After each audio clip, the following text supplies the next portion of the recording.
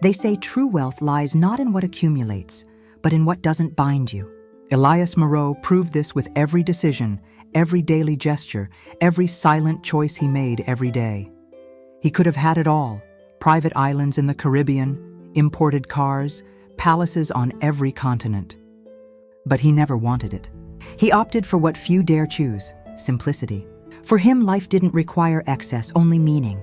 His home remained the same as it had been in his youth, a modest brick building with a small garden he tended himself. There were no golden gates, no security guards or high walls. Just him, his routines, and the silence he had carefully built over the years.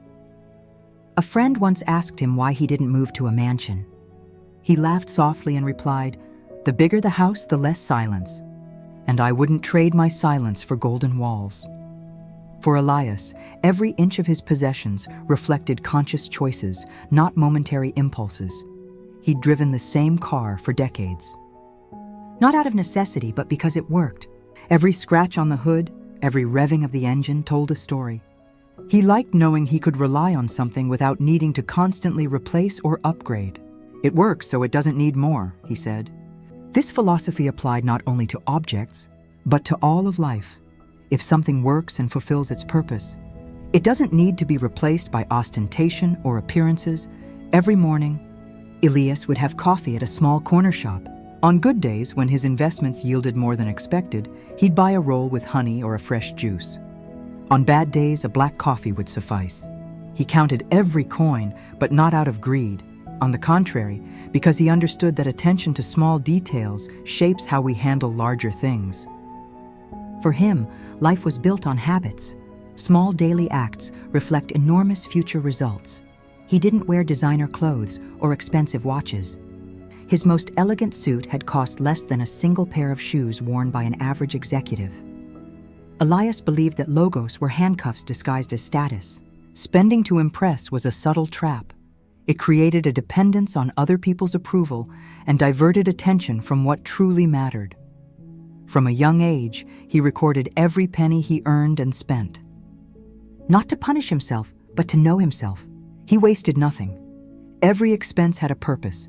Every investment was calculated. Every daily habit reinforced the discipline that would shape his life. While most sought to appear rich, Elias sought to be free. He invested silently, letting his money work for him, without rushing, without ostentation.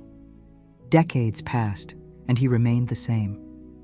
He split bills with friends, repaired his own clothes and shoes, and donated anonymously to those in need. Not out of necessity, but out of identity. He didn't live simply because he lacked resources.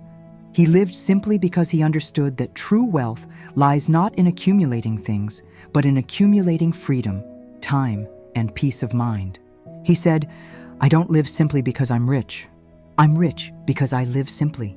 Elijah taught that money doesn't buy discipline. Discipline creates money. Most people fail to save not because they're incapable, but because they can't resist ostentation. Vanity is the greatest thief of financial security. Many live to show off, few live to build. Elijah belonged to the latter group. He saved first, then spent what was left.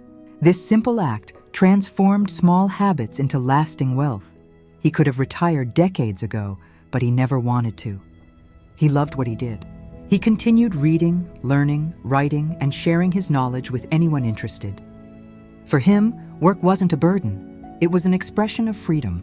The less you need, the more freedom you have. Luxury brings comfort, but also invisible chains, more bills, more dependencies, more worries.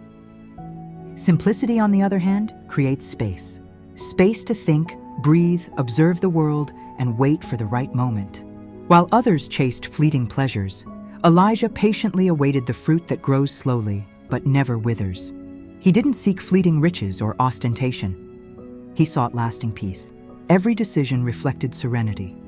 While many rushed to spend or despaired over losses, he remained calm and patient. Money for Elias was a tool, not a trophy.